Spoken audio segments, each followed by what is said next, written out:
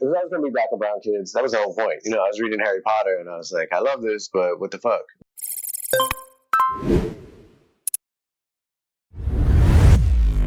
What's up, everybody? Welcome to another episode of Theblerdgurl Live. I'm Karen Mahorn, aka Theblerdgurl. My guest tonight is the New York Times bestselling author of the middle grade historical fantasy series, Dactyl Hill Squad.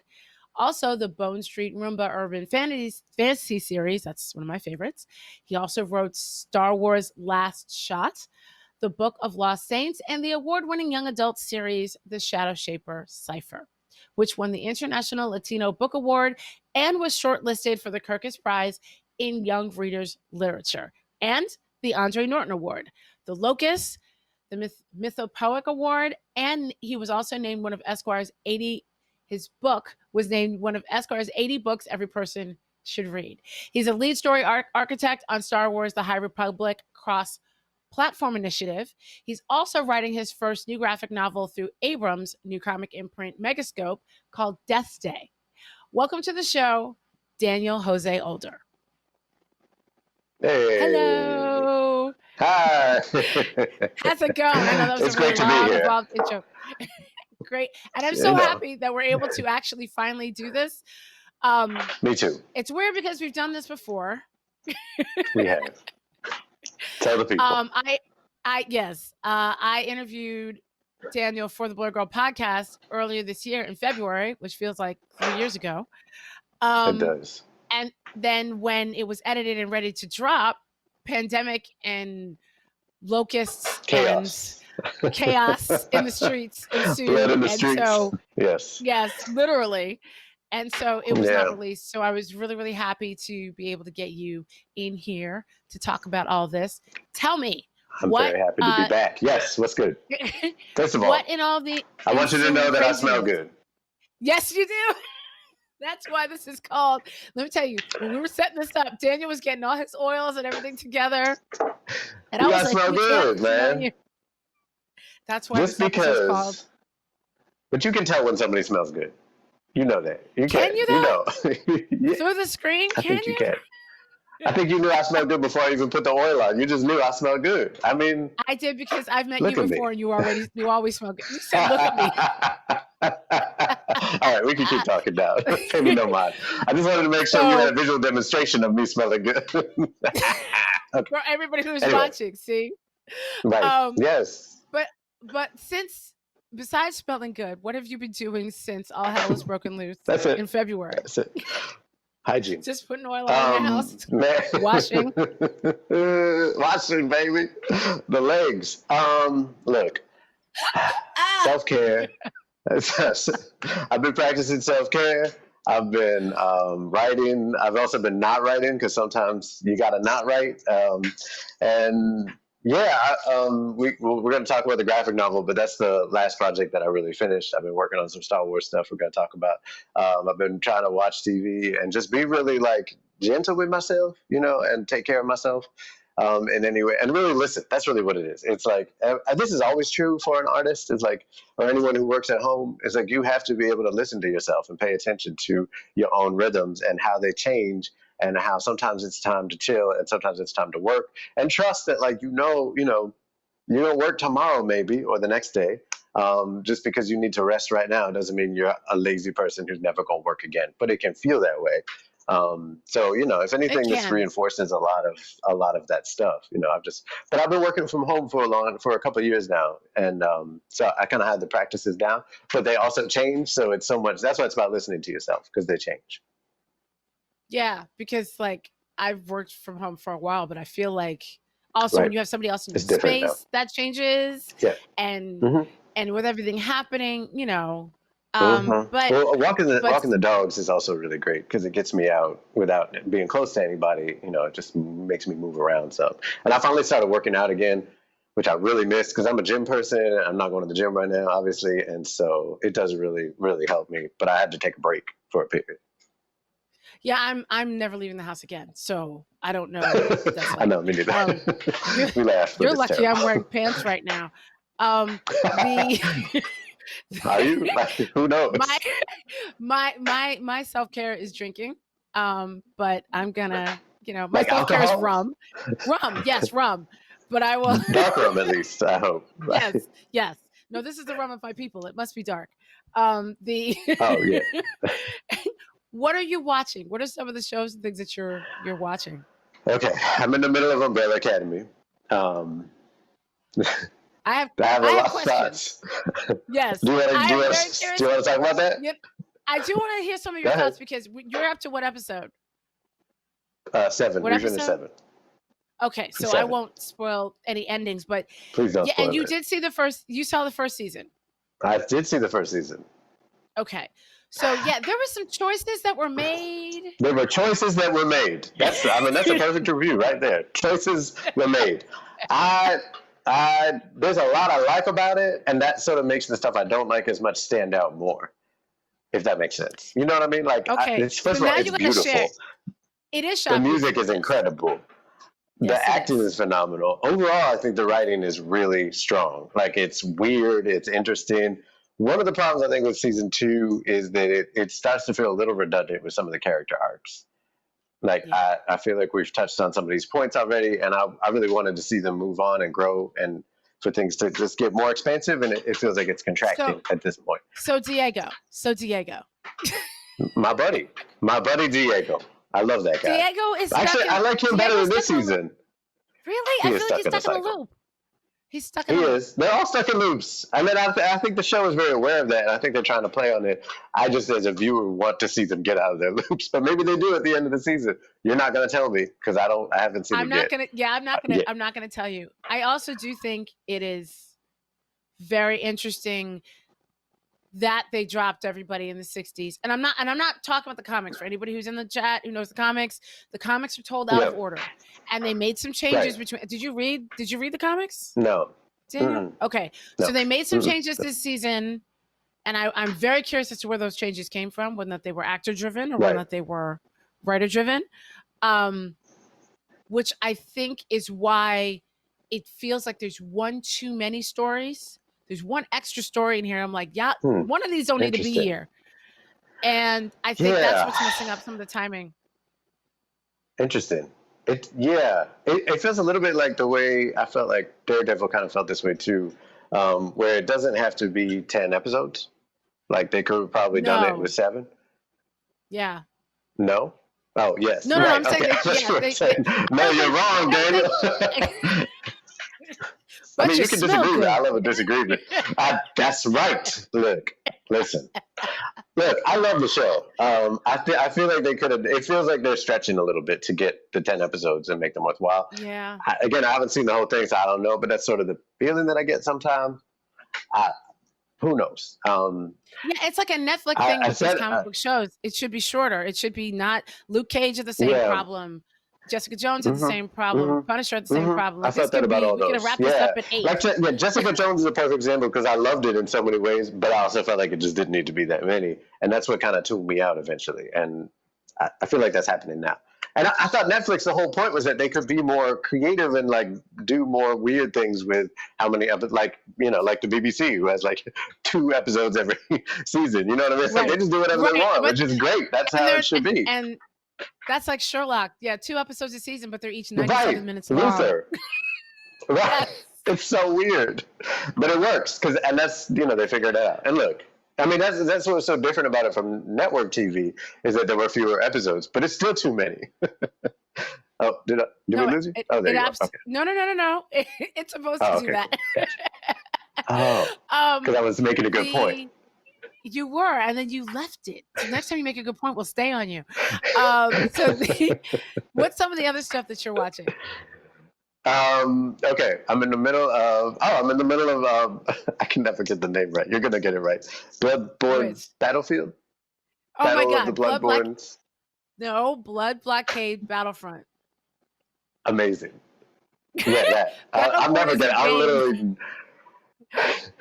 Right. Yes, I love that. I'm just a couple episodes in, but it's incredible. It's just so weird, but it really works. It's so funny, but like it feels very grounded, and like another show with a little monkey character actually, which is interesting.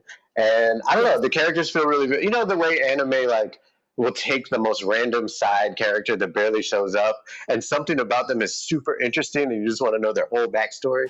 That's that's why oh wow, that's amazing. That's Chuck, what I'm talking about. I have to thank Chuck for this because he found this. Chuck put me onto the show, as you know. Yeah. That's hilarious. So yes, this is my Sonic. So you have your frog, I have my Sonic. We will. Oh yes. He will spend the rest of the show together. My frog butler. Yes, I love that show. Go ahead. What are some of the other anime that you're checking out? Okay, so I watched the whole of the Cabaneri of the Iron Fortress series, which I was like obsessed with. It's incredible. I die. It's like zombie apocalypse plus Snowpiercer plus a little bit of like a Full Metal Alchemist feel plus zombie apocalypse again, and then there's like kind of a civil war, steampunk or World War II vibe. Like holy shit, it's brilliant. Like it's I love the I can swear, right? I can swear. Yes, right? It's Twitch. Yes, okay, damn great. it. I love that show, and like the character work is so strong. The world building is incredible. Again, you really get the feeling that everything, even things you just see in passing, are really developed and fully thought out. And that's that's what I love about Fullmetal Alchemist, which I rewatched recently because it's incredible. I got back into Cowboy Bebop for a rewatch. Brotherhood. Brotherhood. Okay, that's the only one that counts. Okay. Yeah, that's the only one that matters. But I would say figurate, but look, fíjate. And I never rewatch shit ever except anime. Like I'm not as widely versed in anime as most people are, as I probably should be. In part because I just rewatch the shit I love because it's so good. But I don't rewatch anything except that good shit. I love Cowboy Bebop so deeply. Yeah, Cowboy Bebop is amazing. That's why I'm kind of terrified for the live action. Me too. But hey, I'm scared. You never know. Sometimes things go in a way that you wouldn't expect. But yeah, the soundtrack is on Spotify now, which is fantastic. So there's good stuff out there. Cool. So one thing I wanted to talk to you about is your origin story, because I thought you're from Brooklyn because you sound like you're from Brooklyn, but your hometown was featured in the town. Boston. I'm sorry, I don't remember any Cubans in Boston. Right? It was us. It was just us. It's like me and my mom and my sister, and we had to run for our lives. Just me and my sister did. My mom stayed home. But no, it was fucked up, man. They were not trying to have no kind of, and we're Cuban and Jewish, so it's all a whole mix. And they didn't know what the hell we were. They were just like, y'all are not us. You're not white. Whatever the fuck you are, you ain't white. So, we gonna come for you with a hockey stick. Get out. Right. Get out. So we ran. But I had a good childhood. I won't make it sound like the whole thing was spent running. It was just like there were certain areas where they didn't know what race you were, so they would fuck you up. But now it's weird because that part of Boston got gentrified on one hand, and also on another part of it, like a lot more Latinos moved in. And I'm like, I'll go visit. I'm like, oh, there you are. Like, where were you when I was growing up? I needed this community. But instead, where were you when I was getting my ass kicked? By Ben Affleck. Not actually, not literally. Please don't sue me. Not him. I was going to say, see? No, it's not him. Who's the one that's the other guy? Anyway. Oh, yeah. We don't talk about him. Nah. So how did you get from Boston to Brooklyn? Because I know you've had some really interesting jobs. Yeah, so I took a year off after high school, and I was in San Francisco. I was a bike messenger there. And then and then it started raining, so I waited tables at Mills Drive-In on the overnight shift. I was like a kid. I was 18 or 17 or something, and getting all kinds of hit on by people that shouldn't have been, and everything else. It was crazy. But I survived, and I learned a lot about life. And back then, I wanted to be a writer, and I was writing in my free time. Just some teenage novel. You know what I mean? I'm pretty sure it's really bad. Everybody has a really bad novel, it's somewhere though. Everybody gets what? And then everyone gets, well, no, we all get a lot. It's called your first draft of every book you write. Hopefully you make it better or you put it in a drawer or whatever you have to do. But I was thinking, Walter Mosley once said that everyone should write a novel. It's just not everyone should publish the novel. And that's true. You learn a lot writing a novel. You become a different person when you write it. And it matters, So It's That's funny something I think because about. But yeah, last week's guest, Tanana Reeve, who was on the show last week, I know you know her. She my said heart. something similar. I love Yes, her. she taught you or something? Yeah, so she was my mentor when I was doing my MFA at Antioch, and we just also became really good friends, and I love her, and she's the greatest person ever. So Yeah, she's looked she's out for me. amazing. I Her and also her published a husband. short. Yeah, and then Stephen Barnes. Yeah, they're all great. She's such good people. So. And you said you published a short. Was that with her or? I published a short story of hers in an anthology that I edited when I was kind of coming up as a writer. So it was really cool that she even submitted to us because she was already a legend and I was just some dude. I don't think I was her student yet at that point. Maybe it was right around that time, but either way, it was incredible. And it's an anthology called Long Hidden that was like speculative stories from different marginalized histories. So that was really cool. And she put an amazing story in there. Well, but yeah, we go back. She submitted because you smell good. That's what that was. That's why everyone does anything for me, honestly. That's why I'm a published author. You know, people want to know the secret. Body oil. So I know it's funny. For a while, because I know when you were in Brooklyn and when you were in New York, I was saying you were an EMT, and you corrected me and said that you were a paramedic because you were like, no, I'm a paramedic. No, I mean, sometimes I don't bother. So obviously I cared enough to correct you because, nobody knows the difference. Like, that's why I don't even bother most of the time. I'm just like, all right. I've done it so many times, I forgot. No, it's just that so paramedic it's just a higher level of training. They call it advanced life support as opposed to an EMT, which is basic life support. They still save lives. Everybody saves lives. An EMT is who they send to generally like the less dramatic medical emergencies. So like a minor asthma attack, which obviously can turn into a major one, and then they would send paramedics. Yes. So an EMT will get on scene, and if they determine that it's a serious emergency that they need a paramedic there for, then they will call for a paramedic unit, and then we'll show up. Best way to think about it. Got it. That's a lot of people. Yeah, and then there'll be a lieutenant or a supervisor of some kind on the job, and then sometimes the firemen will show up first, actually, because they tend to get the call first for whatever reason, and so that's a lot of people. Is this in New York? Yeah, is this how it works in New York? I was because I think we talked about every system is different. When when I was in Philly when I've told you this, I'm a stroke survivor. When I was in Philly and I had my stroke, they came in the wrong order. It was like police and then EMT, and then I was like, this is not how this is supposed to work. I mean, I couldn't say much, but that's not how that's supposed to work. All the calls go through, I think, PD first, and then they send them out to EMS or fire, and fire controls EMS. It's like a very bureaucratic and messed up system that doesn't make a lot of sense, and that's what the Council of the Dead in Half Resurrection Blues and the Bone Street Rumba is all based on, is like that insidious bureaucracy of life and death. Which is wild. Which was really amazing. Yeah, because there's this whole council. For those of you who haven't read this book, you should have read this book. You should have read the whole series twice. But I agree. But it's fascinating. Yes, Half Resurrection Blues, and it's basically about a man who can walk both. He's not quite dead and he's not quite alive, and he can cross over. And there is this council, and they basically sort of tell him where there's another anomaly, and he has to go. Tell me if I'm wrong, Daniel. Go investigate. Go investigate said anomaly and or if it's a portal or whatever it is. But yes, the council can never seem to make up their minds, and it's very bureaucratic, and it's terrifying to think that the afterlife would also be like a Zoom meeting. Right, exactly. And like have all those terrible fucked up hierarchies that we have in life, but it's also like, well, that's human shit, and like, you would hope it would go to God when you become an ancestor, but turns out it's bureaucracy all over again. That's kind of the underlying, that's the horror of those books. It's like, shit. But yeah, and that was my experience, and that's how I learned to write, was blogging as a medic. I would come home and I would blog about everything that happened, and and I loved doing it, and it was telling a story, and I was having fun, and it was easy for me. And then I was like, man, if I just made some shit up, this would be fiction. And then if I just kept writing it and kept making shit up, it would be a novel. And it just kind of like something clicked inside and it just made it much more simple. And that's why like my motto kind of became like, just tell the fucking story.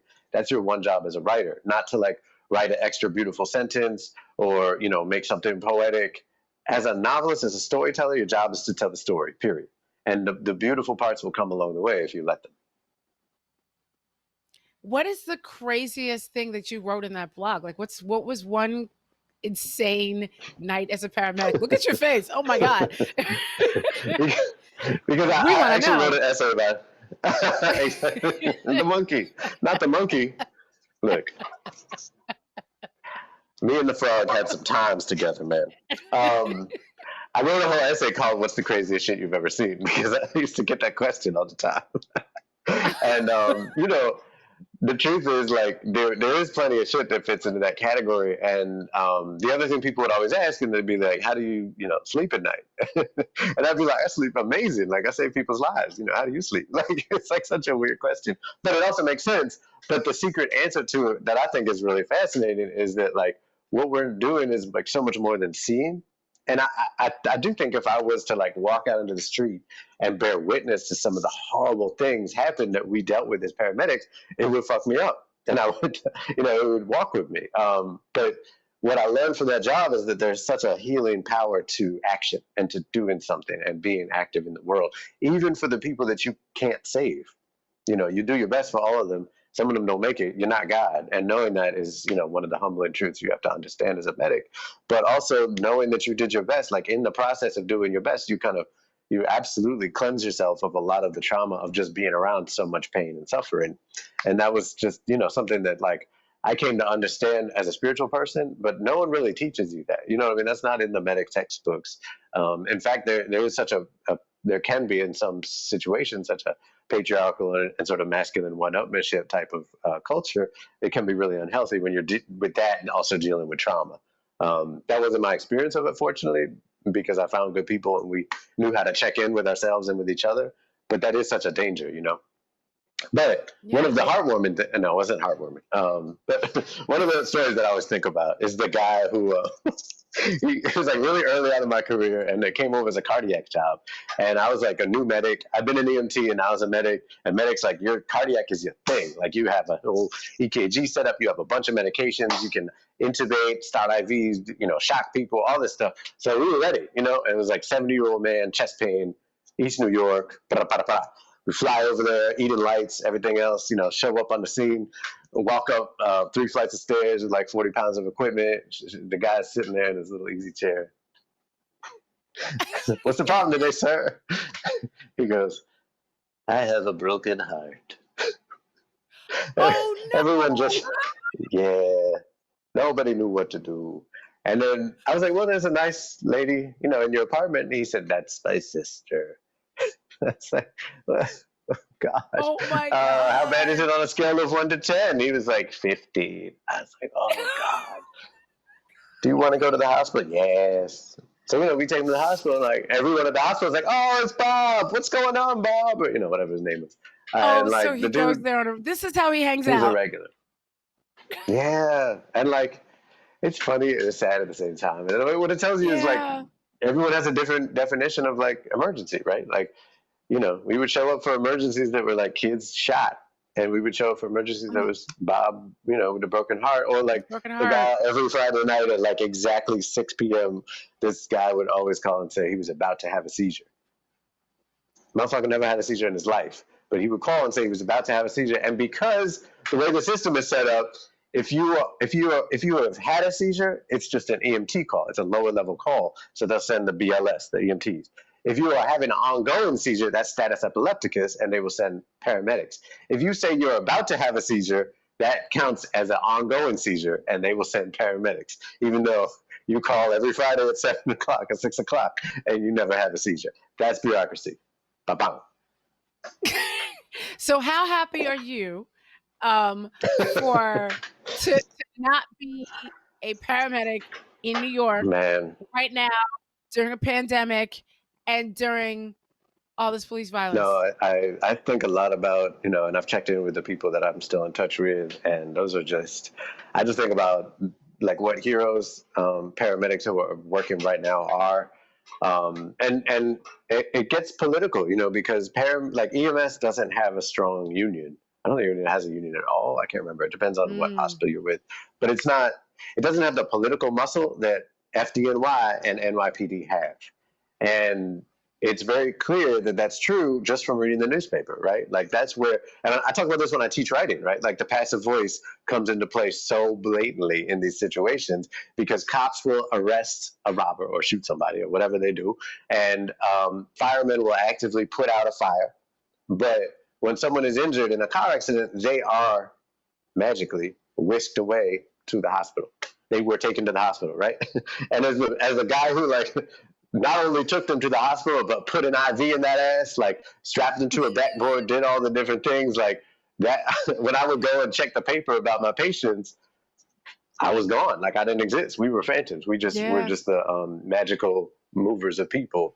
And, you know, that's political power and the passive voice, you know, right there, or lack of political power. But it's also, that's not where an IV goes either. So was that problem. Well, it depends, doesn't it? If you can't find a vein, you got to put it where you can put it. No, I never put an IV in someone's ass. Just for the record. So, but now getting back to Bone Street Rumba. I still can't drive through Grand Army Plaza because of you.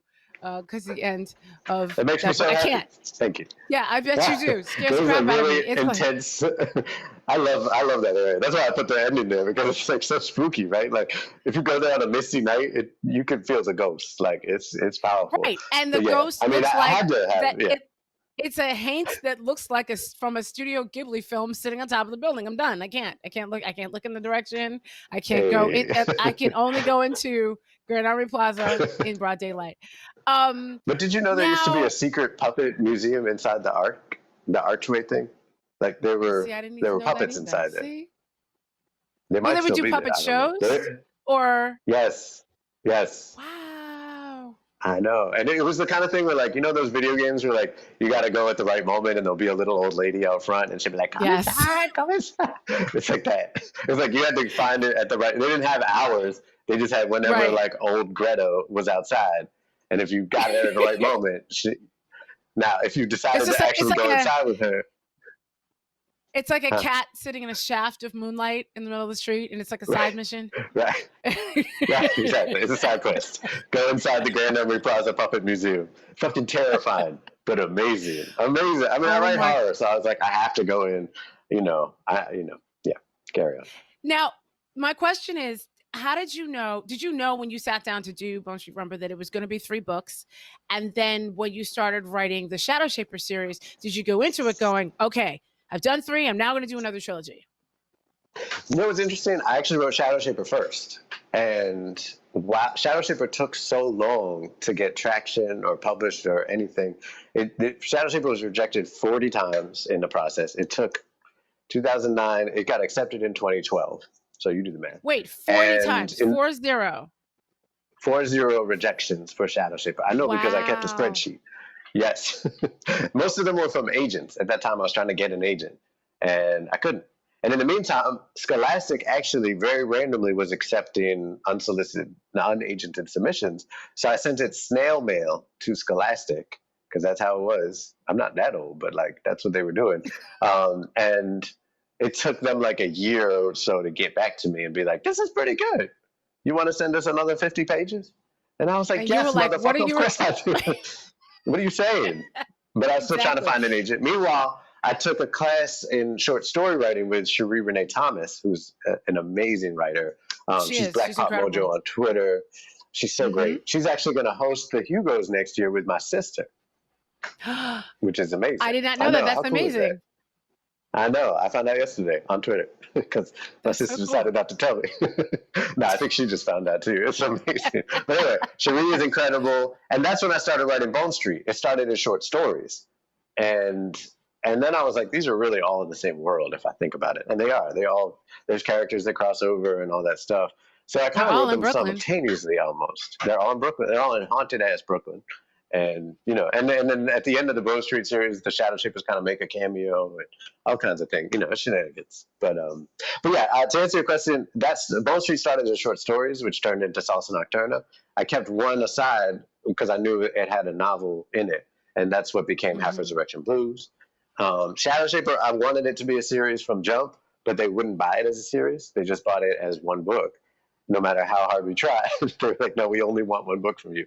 And I was like, okay, cool. So I wrote it not knowing if it would be a series. So I kind of had to be like, I'll put in some threads that I could pull if potentially it will one day become a series.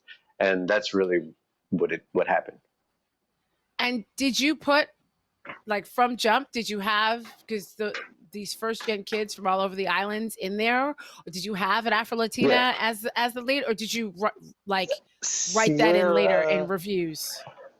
It was always going to be black and brown kids. That was the whole point. You know, I was reading Harry Potter and I was like, I love this, but what the fuck? Like, this is me, nerd kid me, coming back to like fantasy finally after like 10 years, you know, of being like, this is a genre that doesn't recognize my Latinx ass. So why am I here? You know, it doesn't love me back. So turning to like Bell Hooks, James Baldwin, Eduardo Galeano, like all these cats that were speaking the truth, because science fiction clearly didn't want to. And then finding, you know, coming back and being like, let's see what's going on in South Island. Oh, geez, Louise. We still doing this white kid saves the world shit. But also like loving it and being like, this is amazing. It's so cozy. I just want this for our kids. You know what I mean? So Shadowshaper was that. And then rediscovering Octavia Butler, who my 7th grade teacher, Mrs. Middleton, had randomly given to me one day when I was just a small little nerd. And then I rediscovered her and I was like, holy shit, like you can do this. It's been done, in fact. So let me like do this, you know, let me bring magical kids in Brooklyn and let them have their adventures and also talk about race and gender and the things that matter in the world, talk about gentrification, tell the truth about the world, and not base it in the same old European folktales and fantasies that we've seen 10,000 times, but have a mythology that feels like ours and a rhythm that feels like ours, and explore that. And like, if you're writing New York City and you don't have black and brown kids in there, like you're lying, you know what I mean? Like it's a lie. Right. Question is how to do it responsibly. With Sierra, like at the time, I think I had her for a while, sort of ambiguously brown. And then I also was very aware that like that would become to publishers like much lighter brown, looking like me. And that was something I really wanted intentionally not to happen. And that's when she really like what became Afro-Latina. But yeah. It's choices. And also brown skin Afro-Latina, because you highlighted also some of the colorism within her own family, some of the misogyny that happens within Caribbean and Latin communities and inside non-Christian spiritual systems. Like you touched on all these things. And I'm like, how did he do this and get it through? And I think like, I'm glad you asked that because I do think like that's an assumption a lot of people make about traditional publishing is that you can't. And I hope they make it less now, not just because of Shadowshaper, but because there's so many books now that, you know, because we organized so much and fought to get the bookshelf to look different. And, you know, a lot of particularly women of color, like really put their careers on the line to speak out and make these changes. You know, the market looks very different than it did when I was trying to sell Shadowshaper and getting rejected 40 times. Sometimes with very specific, like, oh, we don't think we could sell this book, you know, about a brown or a black girl in Brooklyn doing magic. Like, that's not really going to sell.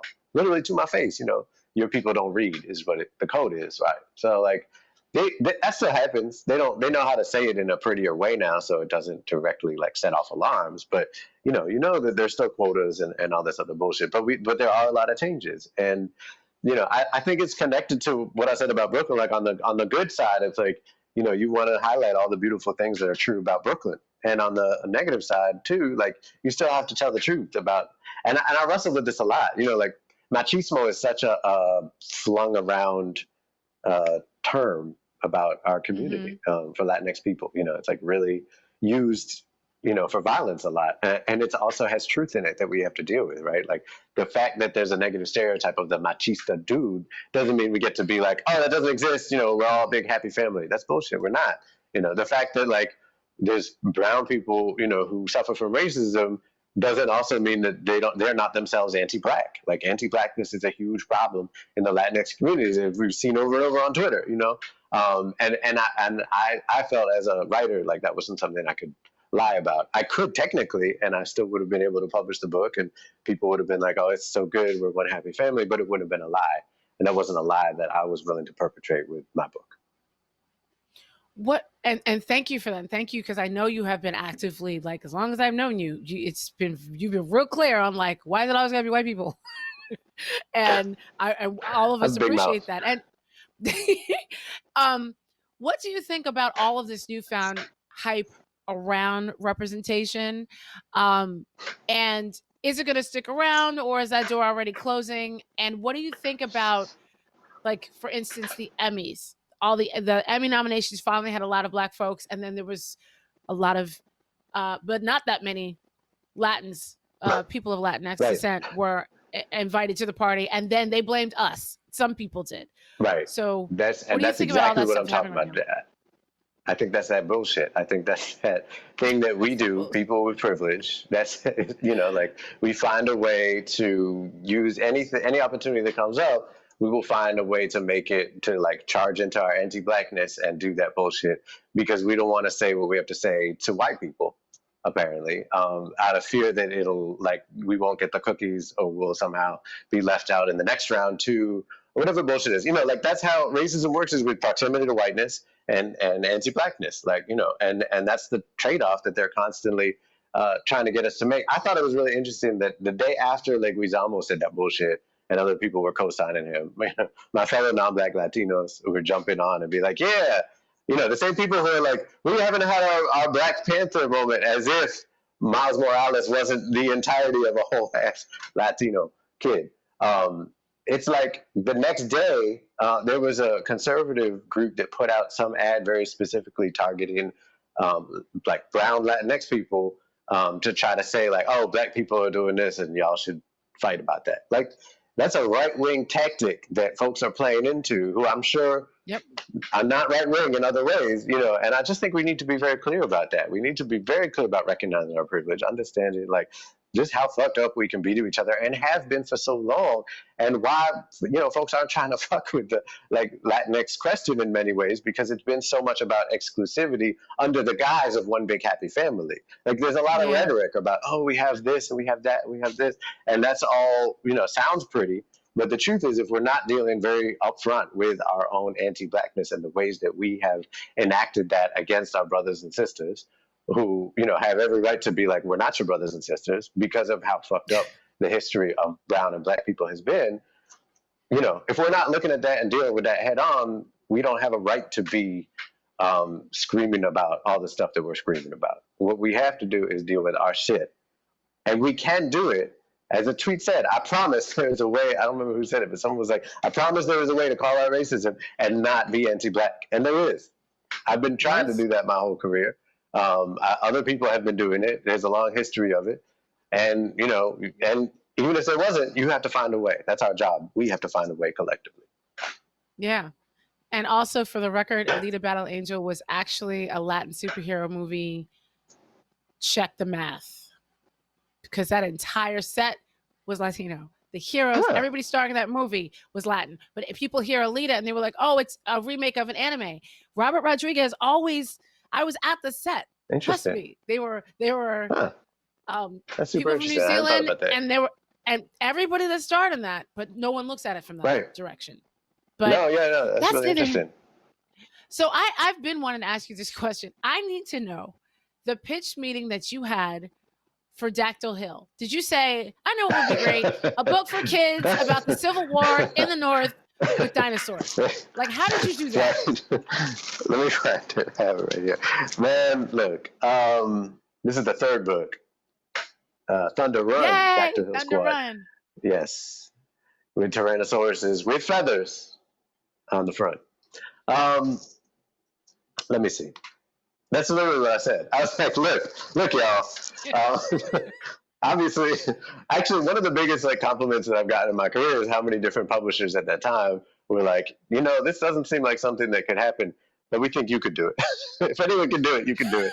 And I was like, shit, Thank you. But no, I mean, what I wrote 3 chapters and I wrote a synopsis, and I made it abundantly clear in that space that I had done my homework. I knew, enough about that time period to talk about it, and that it was going to be a really fun book. But it wasn't going to do that bullshit thing where it's like everything was great. And I think that's what people want right now. This is also right around the time like Hamilton is like exploding right at that moment. So historical stuff, with people of color, that's obviously another conversation. Like those were actual people of color, but people of color on stage, but just like re-representations of history, especially in New York City, was kind of a thing that like a lot of people were talking about.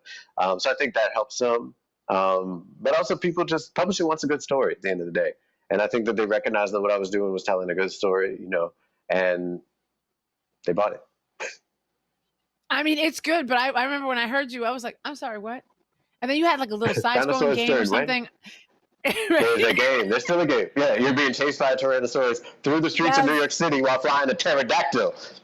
I mean, come on. What's amazing is how many people are like, where has this book been my whole life?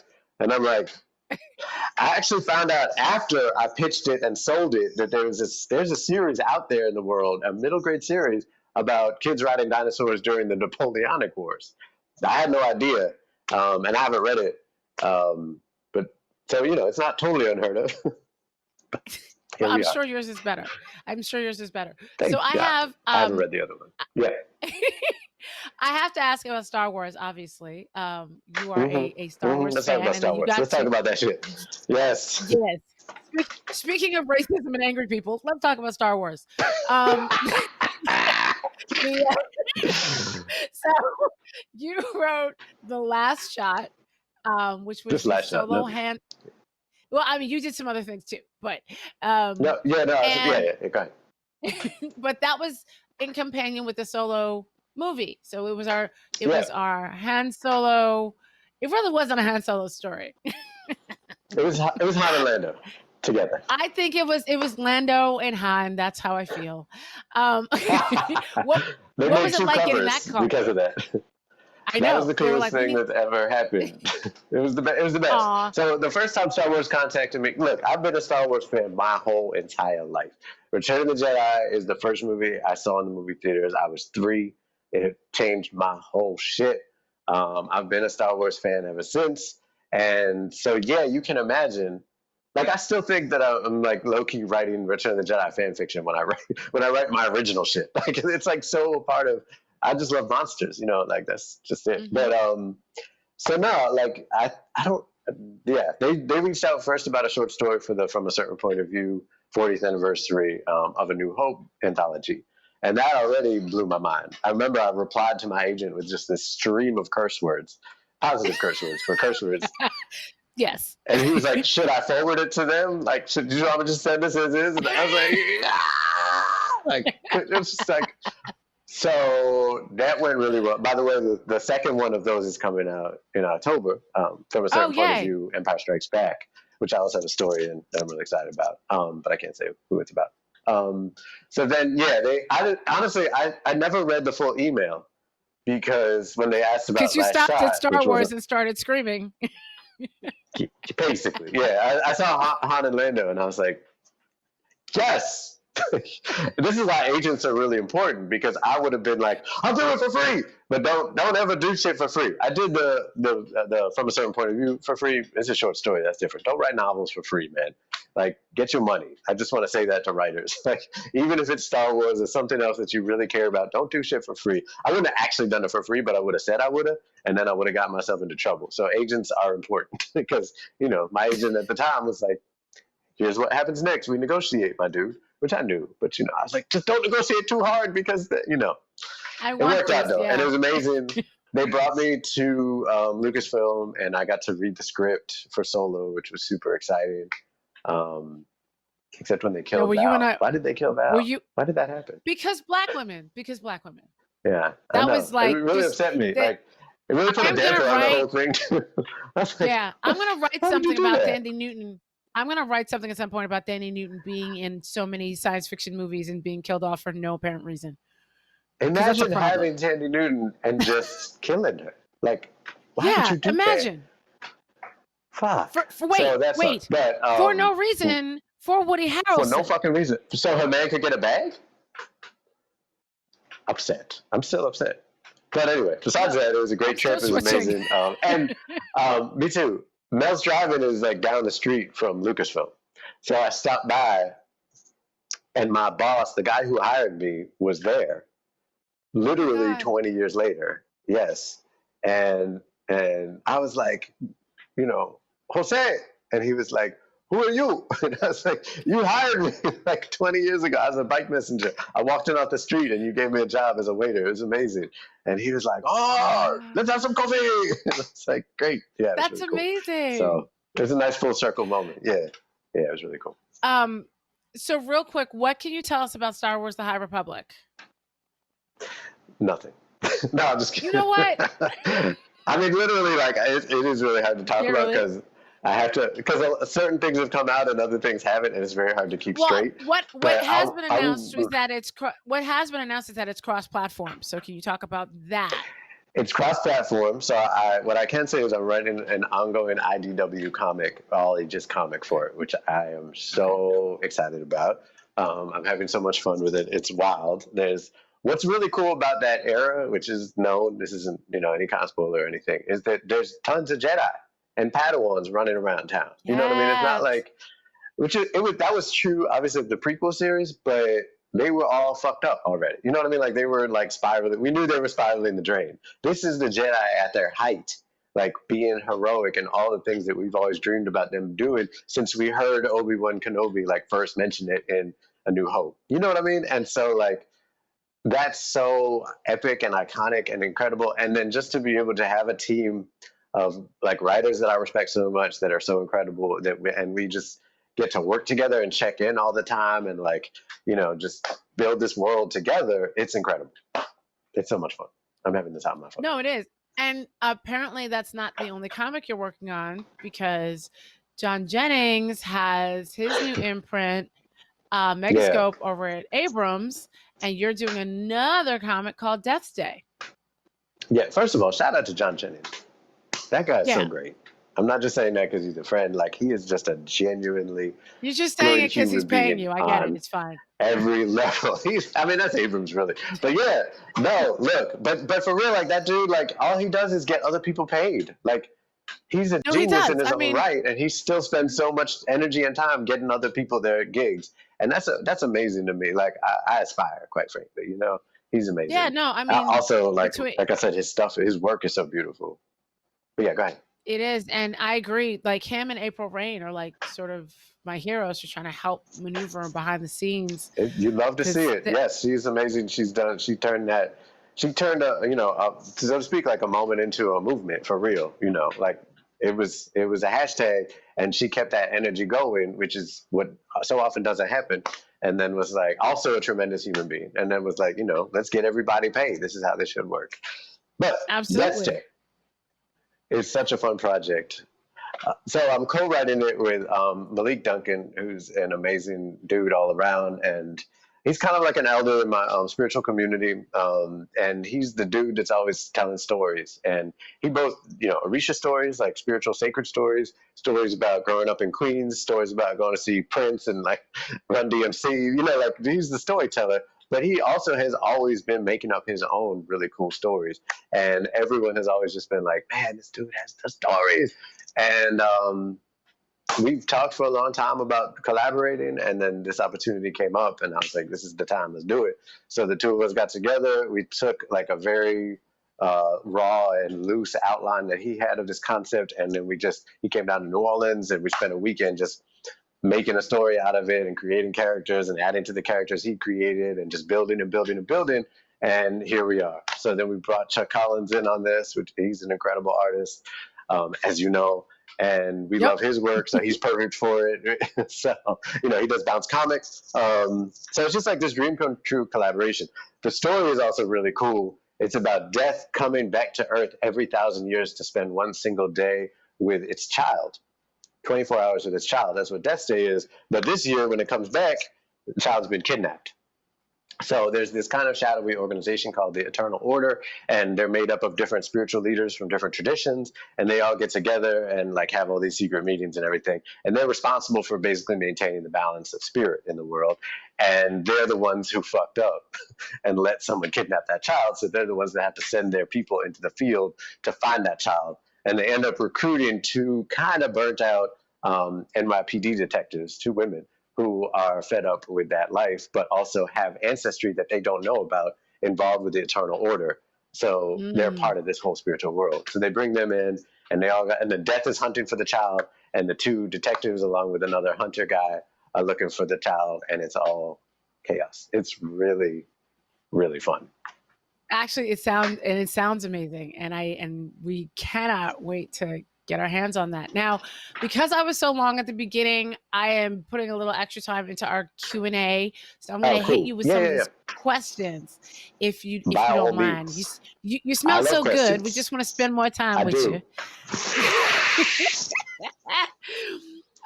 So from the chat, what's your favorite horror movie? Ooh, shit. I'm not a big horror fan. Wow. But I don't have a good answer for that right off the top of my. I write dark urban fantasy, and I know that like is a lot like horror. And I love horror. Like I don't disrespect it all as a genre. But it's not really my genre. You do realize when you say dark urban fantasy, people think it's fantasy about black people, right? They don't realize it's thriller. That's true. I mean, it's right. I mean, I like really, what is the difference, right? Like, in between horror and dark urban, it just takes place in the city, right? Like, I will say it's not actually a horror movie, but I thought it was when I went in. The last movie I saw before the pandemic hit was Parasite, which is basically a horror movie. It goes in that direction, though. It goes in that direction. I really thought it was going to be. It is horrific on like a number of levels, right? Like it's capitalism horror. I feel like I do have a favorite, and I lost it. So I'll ask you some other questions, and then maybe you might remember. When you're writing, do you start with specific motivation, or you just sit down and let the words flow? It depends on the book, and I love talking about process. It's really so fascinating to me. So with Shadowshaper, it was a very clear, like I said, motivation. I was like, it was kind of like I love you, fuck you letter to Harry Potter. Like it was both. And so what I knew about Shadowshaper, which we should still be saying. So love you, fuck you, Harry Potter. It got worse, right? Like it got worse. Who knew it could get worse? That's a whole other story. What the fuck is wrong with her? Anyway. There was a clear motivation, and this both in the sense of like my desire was to see like kids of color in the lead roles in these stories, and the stories be like fitting for them and not just like the same old white stories painted brown. And then for the most part, like in terms of process, usually what I do is sit down and write and just go. And I'll have like a very, very general, vague kind of notion of the like large shape of it, but not any details. And because the joy for me is very often like finding out those details as I write. I'll be mid-scene and not know where the scene is going to go, and find it out mid-scene and be like, oh shit, writing like to find out, which is one way I also am able to keep track of whether the book is still exciting for a reader. Because I'm like, if I want to keep reading, if I want to keep writing, which is work, someone should definitely want to keep reading, which is still work, but less so. So that's one thing I usually do, but I've also tried more recently outlining. I had to for Star Wars because they required an outline, but I just really believe in challenging myself, and also understanding that each book does really require a different process. And when I write comics, that is extraordinarily outlined, like a Virgo would. Like, point by point, beat by beat. Wait, I thought you were a Capricorn. I'm a Capricorn. I'm just saying, sometimes you have to invoke your inner Beyonce, your inner Virgo, and like plan shit out really well. But that's for scripts. That's not for novels, usually. But we'll see. Also for scripts for comics,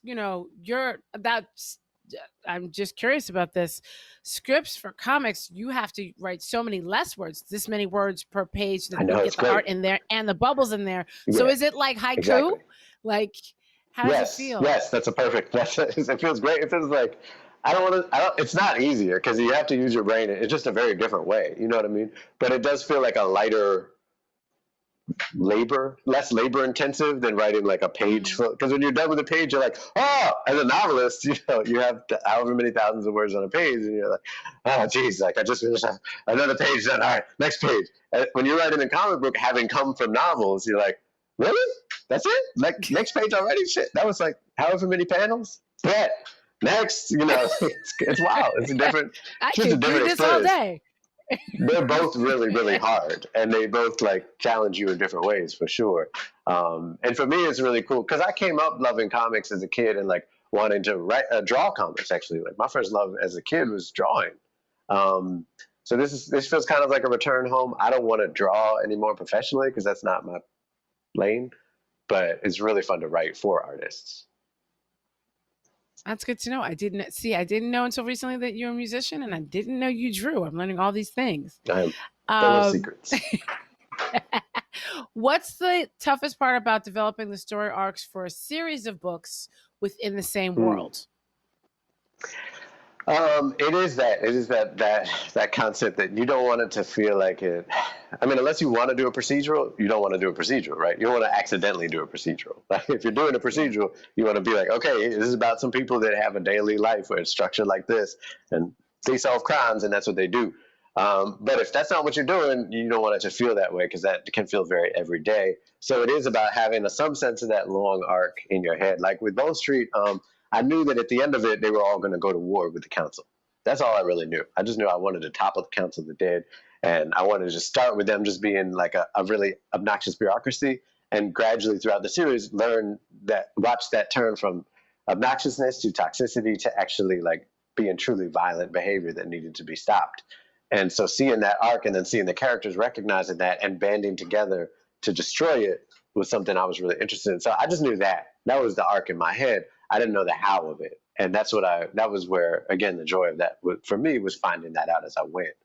With Shadowshaper, I had no idea. So like I said, the Sorrows, who are these kind of like three spiritual creatures that lurk in this uptown abandoned church in Shadowshaper, and they're kind of pulling a lot of the strings of the bad guys. Like I put them in there on the one hand because I didn't just want to have one bad guy. I wanted a lot of dynamics between the bad guys, and because that's much more interesting to me. But also I was aware, like I said, that I didn't know if I would have another book or not. So I wanted a thread to be able to pull. And that's what happened when they came back to me and they're like, it turns out people want to buy your book. They didn't say it like that. But they were like, can you write 2 more? And I was like, yeah, motherfucker, I've always wanted to write 2 more shit. So then I was like, well, let me get these Sorrows and pull. And that's the thread that pulls out all the way to Shadowshaper Legacy, where they really get into the lore of shadow shaping, and they go back to Puerto Rico and in the mythology of it, and we like learn a lot about how all that happened. Now, speaking of mythology, so you're planting seeds to answer the question. You're planting seeds throughout, so that hopefully they'll sprout, and it will become so popular that you'll have seeds left over to grow the next books. Okay. Another question was, being spiritual, do you have moments of connections with your characters or the story during the process of writing? So was Sierra standing in the corner looking at you while you were writing? It's funny because that actually really ties in with the previous question, in that there was a very distinct moment for me when I wasn't actually sure, once they made that offer for more books, if there were more books to be written. Even though I'd originally planned them and hoped for them and planned them out, I just figured it would be so cool to do a series. That's what YA fantasies are, series, right? That's what I had in my head. But I wasn't sure. When the time came, I was like, what if I don't want to do those? So I took a walk in Prospect Park, and I literally was like, Sierra, do you have more stories? And she was like, hell yeah, let's do this shit. And I was like, oh, okay, cool. And so I was like, okay, bet, and then I took the deal. But I had to check in with her, yes. And I do think characters are very much like spirits in a certain way. And I do think spirituality in general is a conversation. I think we sometimes can get into a very twisted and very Western idea of a one-way street with prayer, or dictation. And that's true of the creative process too, but I know prayer to be a conversation that is ongoing, which means that you have to not only talk, but also listen, and also talk, and also give of yourself, and also take in what the world is saying and listen to yourself. That's the creative process right there. That's also prayer.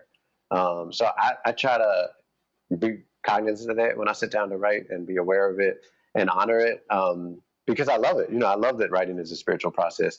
That's one of the best ways of me to tap in. Writing is conjuring, and it is, tapping into something bigger than you.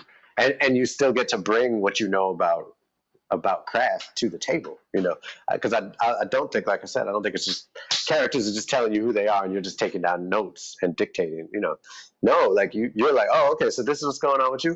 Okay, well, in this story, I need this shit to happen. So how are we going to work this? And then that's the conversation piece. I hope that makes sense. It does make sense. And it actually, it sounds very beautiful. It sounds like a beautiful process, because I always think of writing sometimes it's so painful. So I'm doing it wrong.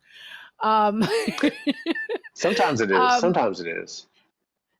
Who are up and coming comic writers you are looking forward to? Have you seen anybody? Vita, yeah. And I'm gonna. Oh, there you go, Vita. Vita's amazing. They've been on the show, right? Nope, but that soon. Oh, soon come. Man, soon them come. and Danny Lore doing really good stuff. Those are the first two that jumped to mind, because they're just both doing amazing work. That James Bond run, the Chandra run, that Vita did for IDW is so cool. I'm not a Magic the Gathering person. I just haven't played it, but like I was invested in that series. It's so good. So yeah, those are the two I'll shout out right now that are just like right at the top of my list. They also did Nebula, and the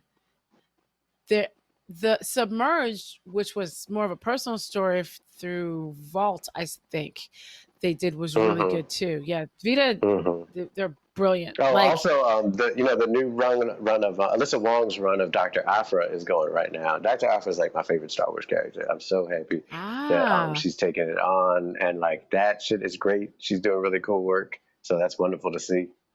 Now, see, that's the thing with Star Wars comics. I always think, oh, I don't know the whole history of this character. Can I start here? But is that one that you can start? Okay. You can start anywhere. Cool. Well, they literally reset the clock on that one. So it starts with issue 1 in this new run. Yeah. And like the backstory. Also, you can just go on Wikipedia and get the backstory in 5 minutes. You know what I mean? Like it's all right there. That's true. But because it's not not for nothing.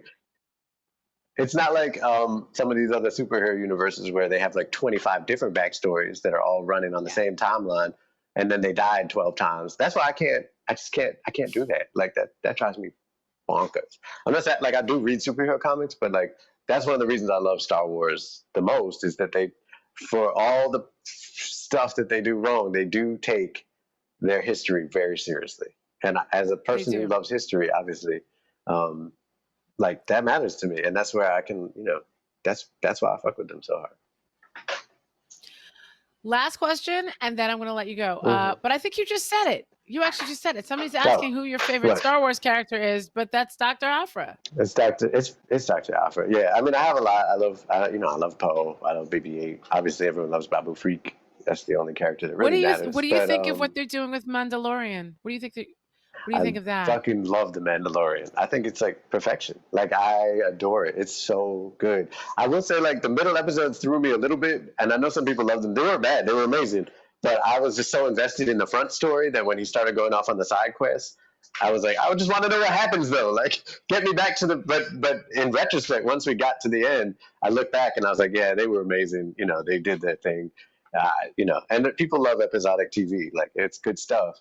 I just really wanted to know what happened. What was they did a Doctor Who. Yeah, they did a Doctor Who. Doctor Who does that. I never watched Doctor Who, but I believe you. They're known for that. Like, it'll be this huge arc that'll go through multiple doctors, and then they'll stop, and you're like, "Why are we? What happened? How did we get here?" Right, which is fine. Like, I get it. That's a totally valid, like, artistic decision. I'm just saying, personally, I wanted to know what happened. But again, like, when I look back on it, and I want to rewatch them now. That's one of the few shows I think I would also rewatch. Like, it's just so high quality on every level. The music, the visual effects, the acting, the writing, the connections to the larger Star Wars canon. Like, I loved everything about it. I also loved the last Clone Wars series season, particularly though, like really when it got into that really good, like, Mandalorian war shit, that was just so beautiful. It was so beautifully done. Like, epic. Yes. Shout out to that. And just overall, I think Star Wars comics are doing amazing things. Like, the Star Wars comics, like, the shit that's happening there is fantastic all around. Now we gotta get you. You're a Avatar: Last Airbender fan, right? Extreme fan. Okay, so we just got to get you to write some of those comics, and your world. We're just putting that out there. Are you already doing that? No, not hinting at anything. And I'll tell you, I'm hard pressed to do any more IP than I'm already doing, but you never know. And if I did, it would probably be in that world. Like that's one of the few other IPs besides Star Wars that I would jump into. But it's since they opened up, you gotta find that balance. Since they opened up Avatar Kyoshi's little universe, I want to check that out. I haven't read it yet. And listen, once you read it, you'll see why I think you would kill it. Because let me ask you something. What kind of bender do you think I am? That's funny. I don't know. See, because now you're bald, I'm going to say airbender. But you don't not wearing the hat. I've been bald as long as you've known me. I know, but I mean the hat, without the hat. You're always on the hat. Visually. I've been bald since before the second Gulf War. But yeah, I got some airbender in me. I can see that. I can see you being, but here's the thing. You know how like there's all these subsets, these roads of bending. Yeah. So like earthbenders have fire bending. Right. Yes. So I honestly can see you also being. You could be an earthbender, but you would be like that, like a swamp bender. Or if you were a water, or if you were or an iron bender or something like that. But I could see you in that. But I think you'd be a powerful because you're so you're so spiritual. You put all that energy into things. I could see you being an airbender. True. Yeah, I can see it. Me? I don't know. I assume water, but that's like biased. What are you? I would love to be an no. That's dangerous. Okay. I mean, I'm sure that's possibly what I am. If I was, I'd be like a lava bender. But and Zuko's cool. Like my favorite. Yeah. Zuko's my favorite character. I would love to be an earthbender. I love earthbending. According to Twitter, that's what I am. I did a poll on Twitter. Oh, you did? I gotta try that. Yeah, they said Earth. I was like, why? I mean, I like her. I love earthbenders, but I would love to be a metal bender. That's cool. Okay. So, okay, but on the hot side, I'd be like making ordinances and stuff. Right. That's hot. That's pulling. Cool. Yeah. You know what? But you know who did it for me? Marcus Williams drew a whole side series of gold benders. He just made it up. I gotta show you the artwork. It's gorgeous. Nice. Yeah. So there are all these there's all these African really cool. gold benders, and they're like a subset of metal benders. But they're all out in the desert, and so I would be I could and precious metals. Think about it, like that's cool. I could cure.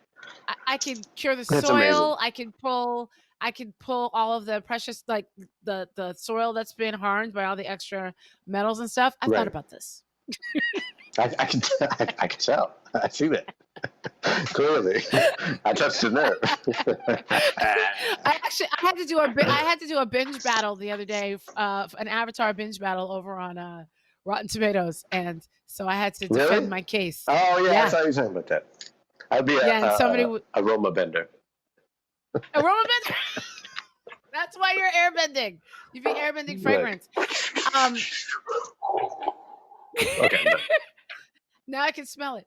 Thank you so much for hanging out with me. It's never like an interview with you. It's always like hanging out and having a conversation. As it should be. That's what an interview should be. Thank you. And I can't wait to see the comic. I can't wait to see the Star Wars stuff you're doing. So proud of you. Remember the Bone Street Rumba that you were doing as an audiobook years ago, and now you're all important. Those audiobooks are still out there. They are. And Anika Noni Rose optioned the others. Don't break the frog. Be nice. Thank you so much for hanging out with us. I really, really appreciate it. And thank all of you for tuning in. And I appreciate all your support. I appreciate everybody who comes out every week and leaves me comments. And please come back next week because my guest is going to be the Oscar-winning animator and director, Peter Ramsey.